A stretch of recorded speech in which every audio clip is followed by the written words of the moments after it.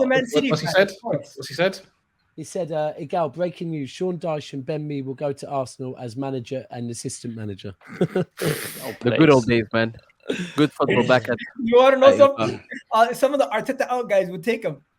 Anyways. No, for real? Actually, genuinely, they probably would. Real talk. That much. Yeah, you told Lee Gunner that our thing is gone and Sean Dyche is coming in. He's taking him like that. But yo, you know what? Let me ask you guys a question. Would you want your team to lose? Never. Ever? No. Would you want your team to lose in order to get like a manager out, or go back to when you had what's his name? What was that manager? The Liverpool had, the one that ended up going to Crystal Palace. Roy Hodgson. If you went back to Roy Hodgson days, would you want your team to lose just to get Roy Hodgson out? No, there's only one time I've contemplated it, and it was Liverpool versus Blackburn Rovers, last game of the season. Man United were playing West Ham. Won.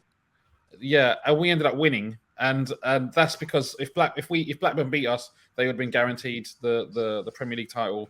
At the end, they got it anyway. And I was really torn. But at the end, I still wanted Liverpool to win. So Sunday, the 14th of May, 1995. That was. Egal, from everything I've seen from Liga, I don't think he's actually there saying I want Arsenal to lose to get Arteta out. I don't think I've ever heard him say that. I think he's expecting it because he doesn't believe Arteta can do the job.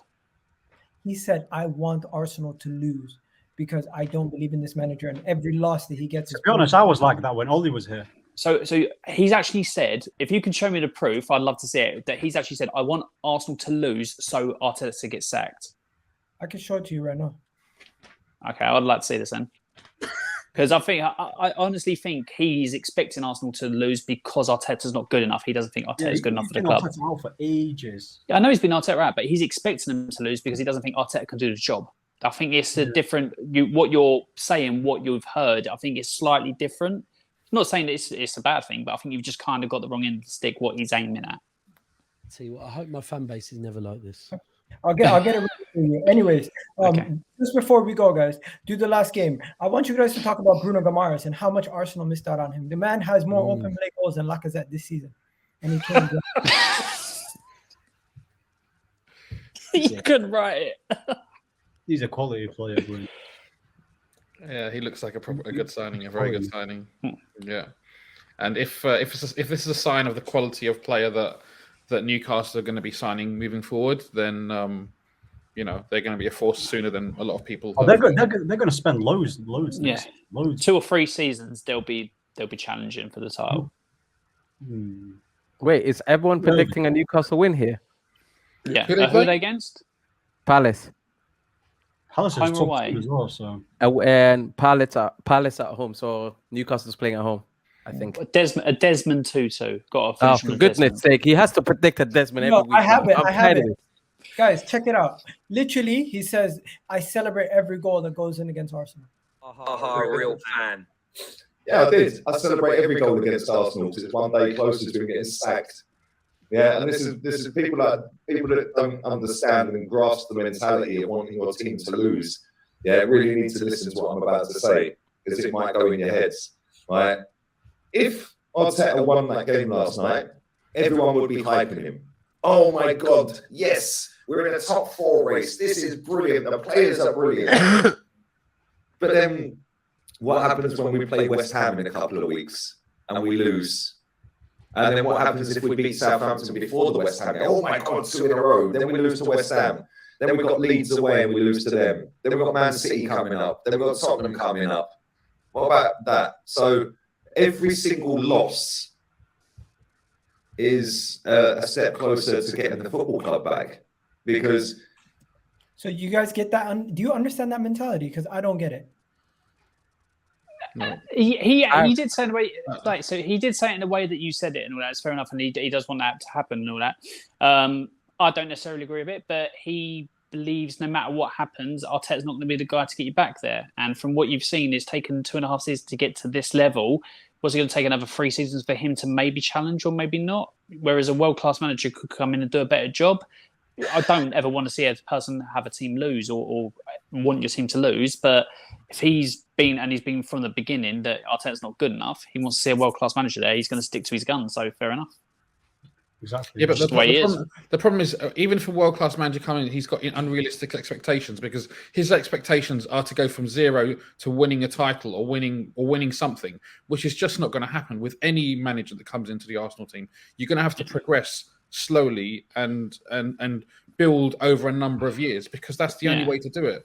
Arsenal haven't got 500 million to go and blow on 7 world-class players. Well, Arsenal are going to have with the Villarreal team though. Like they're in the Champions League semi-final, but they're hardly spending. They've got most of their team, their ex-Premier League. But I agree. And look, there are exceptions to every rule. I understand completely. But in the Premier League right now, as it stands right now, sure, Arsenal had an opportunity to get into top 4, and I think they've probably missed that opportunity now. But the only way that Arsenal could do it, whether they were going to get into top 4 this season or not, is to build slowly because they don't. Arsenal have lost £213 million over the last 3 seasons. Yeah, I know, I completely agree with that. But would a world-class manager not come in and be able to get the youngsters to a better level than they are now, and also elevate the people that should be performing to the standards that they are, and not having to use the youngsters to prop them up? A world-class manager could do that. Whereas Arteta, I think Arteta can be a good manager in the future. I just think it's too soon a job. I think he needs to work his way up, like your Gerrards are doing, like your Rooney's are doing. Let me just ask 1 second. Let me just ask Ahmed. Ahmed, did you ever want Manchester United to lose intentionally so Oli could get sacked?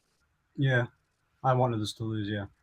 I didn't because the thing is with me, I was at that point where it's not like obviously when we were conceding goals, I wasn't like get in.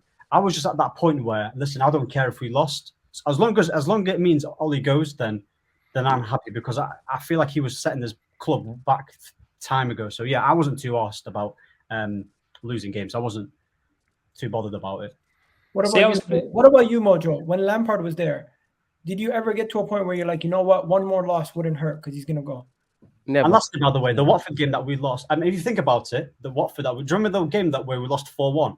I wasn't celebrating, but if that wouldn't have happened, we would have never sacked Oli, and that we wouldn't have ever gotten Ralph, and then Ralph was the one that got Ten Hag essentially. So do you see what I'm trying to say? Like, that's what I don't know about you lot, but like, I understand not liking managers. I understand not being a fan of what they're doing at your club and stuff. I could never just go against my team. I could never celebrate an opposition's goal, no matter how I feel about the situation. I get why some people feel that strongly about it. Maybe you have gone through that much suffering and then therefore you are at that stage with it. But personally, I guess I've been lucky in the sense that most of my life I've watched Chelsea actually achieve stuff.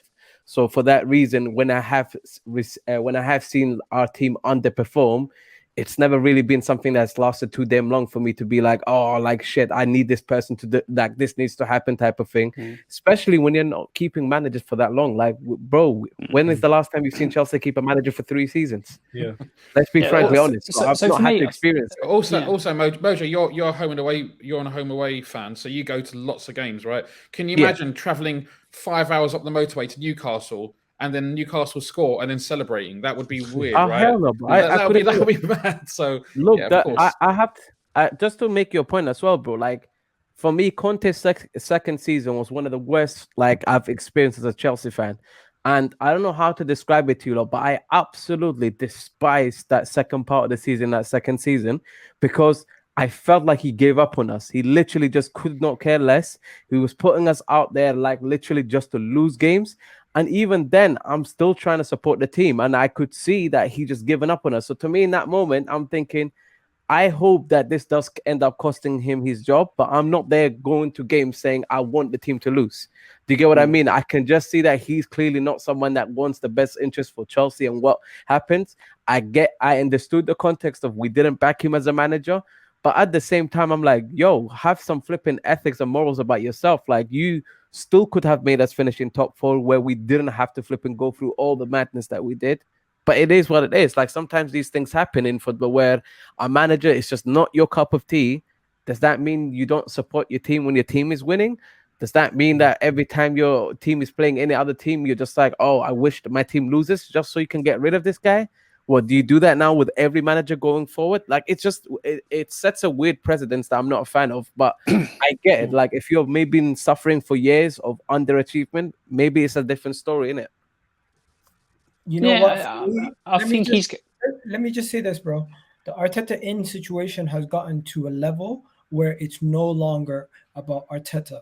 It's about this club. Anything they do while he's in charge is terrible, and you have to find something to go up against it.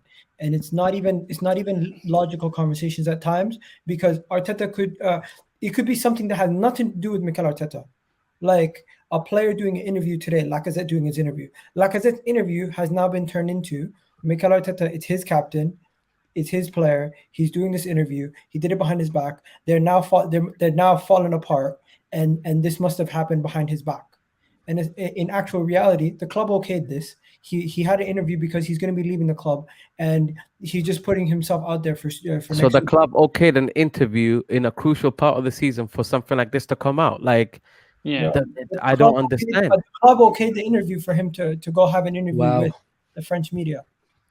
It just That's sounds ridiculous. mad. Let me tell you what it says. Somebody released it. Like, I'm not defending him. Not for 1 second am I defending what he said. I'm just saying the club, when he made these reports, when he said what he said, the club went out. The club went and they said, you know what, you are able to go do this interview. They okayed the interview. Then the quotes, what he specifically was speaking about, he was addressing a part where they said, are you interested in going back to Lyon? And he said, yes, I'll be interested in going back to Lyon. But of course, I have ambitions to go and play Champions League football. I miss playing Champions League football, which that part disgusted me. But what he was actually discussing in that moment was he was asked But about within context, it made sense what he was actually saying. Yeah. But the problem is, this is why you don't let this type of words either get out, or you don't even allow this interview to take place until at a time that it's no longer going to affect your club in the manner that it is. The interview was done in London Coney. But Wow. I don't know, man. It's, to me, like, it sounds like PR nightmare. I don't know what the hell the PR team is thinking. I don't know what the manager is thinking. I don't know what anyone at the club is thinking. I'm sorry, but we've got what? How many games have Arsenal got? 7 games left? Is it, if I'm correct? In that 7 games, bro, I want everybody to be focused on the same thing at hand. I don't need nobody to be talking to some media out there that can run a narrative that can go against whatever the club's best interests are. And right now, that's exactly what this does. The thing is, when it comes to this Arteta in, Arteta out thing, right? The problem is football can be so reactionary at times. There are people that, I'll be honest, I respect their opinion in terms of, like, if they've been even Arteta out despite Arsenal doing well because of the things that they have they've stated in a valid manner, and they've actually got logical reasoning behind it.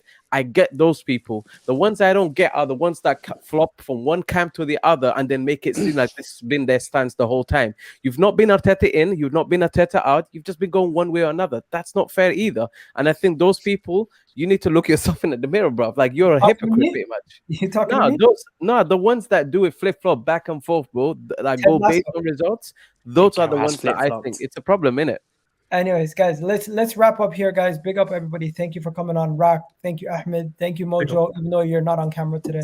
Alan and big up. Depps. And when's the next show, by the way? The next show is going to be on Friday after all the midweek games are over, because these midweek games are delicious. Anyways, you'll have to find a Spurs fan to come and take my place, because I will be up north, going out to Leeds on Friday night and out to Manchester on Saturday night. Going to be missing. We're going to have to find somebody. We're going to have to find Alan somebody. Clark on the prowl. Alan Clark. Indeed. Wow. Anyways, we're going to wrap it up this way. Bang. Yo, people, don't know, have a good night. And you know what? Don't forget to like the video, subscribe to the channel, and always check out EGTV live on the 6th every Thursday, Friday, or Sunday, depending on one day this guy has to definitely pull a muscle, bro. There's no way you can move like